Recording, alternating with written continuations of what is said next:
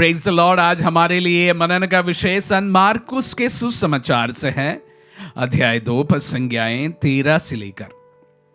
ईसा फिर निकलकर समुद्र के तट गए। सब लोग उनके पास आ गए और ईसा ने उन्हें शिक्षा दी। रास्ते में ईसा ने अल्फाई के पुत्र लेवी को चुंगी गृह में बैठे हुए देखा और उससे कहा, मेरे पीछे चले आओ। और वह उठकर उनके पीछे हो लिया। एक दिन ईसा अपने शिष्यों के साथ लेवी के घर भोजन पर बैठे। बहुत से नाकेदार और पापी उनके पास भोजन कर रहे थे, क्योंकि वे बड़ी संख्या में ईसा के अनुयायी बन गए थे। जब फरीसी दल के शास्त्रियों ने देखा कि ईसा पापियों और नाकेदारों के साथ भोजन कर रहे हैं, तो उन्होंने उनके शिष्यों से कहा, वे नाकेदारों और पापियों के साथ क्यों भोजन करते हैं? ईसा ने यह सुनकर उनसे कहा, निरोगियों को नहीं, रोगियों को वैद्य की जरूरत होती है। मैं धर्मियों को नहीं, पापियों को बुलाने आया हूं। क्रिस्त में प्यारे भाई और बहनों, आज हम लेवी का बुलावा आज के वचनों में सुना। इन दिनों में हम प्रभु अपने शिष्यों को चयन करते हुए संत मार्कुस के सुसमाचार से पाठ सुनते आ रहे हैं, और इस सिलसिले में आज हम लेवी का बुलावा आज के मार्कुस के सुसमाचार से पढ़कर सुना। प्यारे भाई और बहनों, 3-4 चीजें इस पर हमें ध्यान देने वाली बात है कि अनएक्सपेक्टेड कॉल। यहां पर आप देख रहे हैं कि लेवी जो चुंगी गृह में बैठा हुआ है, और उनको ये जरा भी अंदाजा नहीं है कि वह प्रभु दोबारा बुलाए जाएंगे। जैसे आप जानते हैं कि लेवी का जो कार्य है, चुंगी गृह में बैठकर टैक्स कलेक्ट करना, ये विशेष रूप से यहूदियों के द्वारा डिस्पाइस किया हुआ एक जॉब था। लोग उन्हें पसंद बिल्कुल नहीं करते थे। तो ये बैकग्राउंड से ये व्यक्ति वहां पर बैठा हुआ है, और प्रभु का नाम ख्याति सब बढ़ती जा रही है, लोग उन्हें जानने लगे हैं। और उस समय लेवी ये कदापि नहीं सोचा था कि प्रभु उन्हें कहेंगे, चलो मेरे साथ चलो, उनका शिष्य बनाएंगे। ऐसा कभी भी कल्पना उन्होंने नहीं की होगी।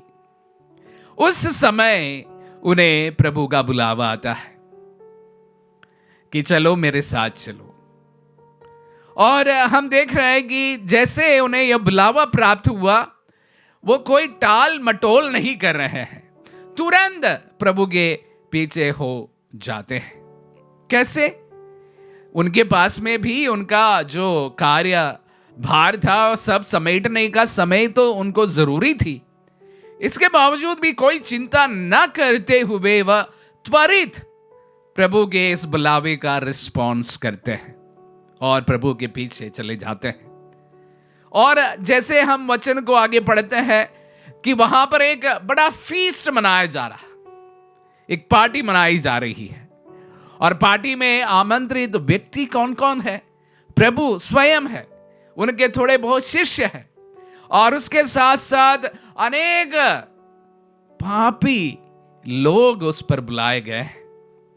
और चुंगी घर में बैठने वाले लोगों को भी बुलाया गया है। तो इस प्रकार आप जान सकते हैं कि मत्ती को लोग पसंद नहीं करते थे, क्योंकि वह चुंगी घर में बैठकर टैक्स कलेक्ट किया करते थे।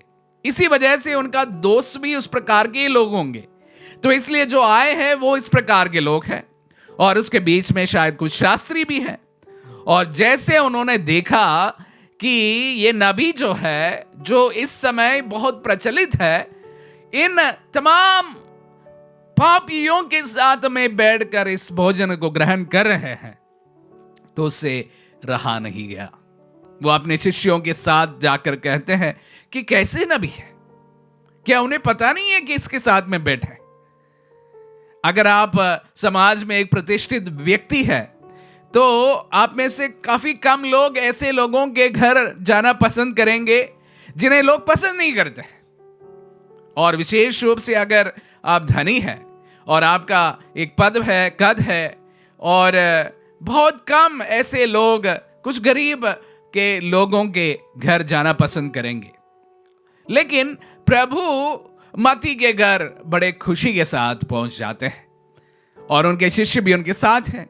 और मत्ती के जो चुंगी ग्राम में उनके साथ में कार्य करने वाले लोग भी हो सकते हैं, अन्य उन तमाम लोग जो हाशिए पर हैं, जो समाज के मुख्य धारा में नहीं है, वे सभी वहां पर हैं और उनके साथ प्रभु भोजन करते हैं। और जैसे इस कंप्लेंट उनके पास में पहुंचा तो प्रभु उनको कहते हैं, क्या कहते हैं?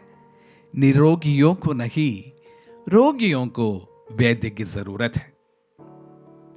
बहुत अच्छी तरह से प्रभु अपनी बात को रखते हैं। जैसे हमारा सोच है, हमारी बुद्धि है, उसी प्रकार प्रभु का रेस्पॉन्स कदापि नहीं होता है। प्रभु सभी चीजों पर सबसे अच्छा रास्ता चुनते हैं। वे अच्छी तरह से जानते थे उनका कार्य क्या है, वो किसके बीच में भेजा गया है। उद्धार करने के लिए आया था वो। अगर उद्धार करना है तो पापियों का उद्धार ही होना है। अगर सभी सही सलामत थे उनके बीच में, उनको जाने की जरूरत नहीं थी। जो हाशिए पर है, जो समाज के मुख्य धारा पर नहीं है, ऐसे लोगों के लिए प्रभु का वचन सबसे ज्यादा जरूरत है। प्यारे भाई और बहनों, वही प्रभु ने किया और यही सब करने के लिए प्रभु हम सबको बुलावा देते हैं। तो जो मत्ती के चुनने वाला मेरा प्रभु जो है, आपका बैकग्राउंड कदापि नहीं पूछते। आप कहां पर थे, क्या करते थे, क्या नहीं करते थे, किसके साथ में उठना बैठना था, ये सारी चीजें उनको कोई मायने नहीं रखते। लेकिन प्रभु अगर आपको बुलाते हैं तो आपका बैकग्राउंड वह चेक नहीं करते हैं। उन्हें बुलाते हैं और उसको त्वरित रिस्पॉन्ड करते हुए मत्ती उनके पीछे चले जाते हैं। और प्रभु जहां पर मत्ती था, जहां पर लवी था, वहां से बुलाते हैं। प्यारे भाई और बहनों, प्रभु हमें भी ऐसे ही हमारी परिस्थितियों से हमें बुलाते हैं। जैसी हमारी स्थिति है, अगर हम पापी है, पापी होने के बावजूद भी प्रभु हम सबको बुलाते हैं। प्रभु का सोच, उनकी बुद्धि मेरे जैसे नहीं है। वो अपनी इच्छा के अनुसार अपने कार्यों को गति देता है। अगर प्रभु आपको बुलाते हैं तो निश्चिंत होकर प्रभु के पीछे चले आए, क्योंकि प्रभु नहीं पूछता है कि तू क्या करता था। प्रभु ये नहीं पूछता है तू किसके साथ था। प्रभु ये नहीं पूछता था क्या तू पापी थे। प्रभु ये नहीं पूछता है कि तू क्या अच्छे घर में तुम्हारा जन्म हुआ था। कुछ नहीं पूछता है, सिर्फ बुलाते हैं। जिस परिस्थिति में है वहीं से बुलाते हैं। उनका बुलावा सुनने के लिए आइए हम कोशिश करें। आमीन।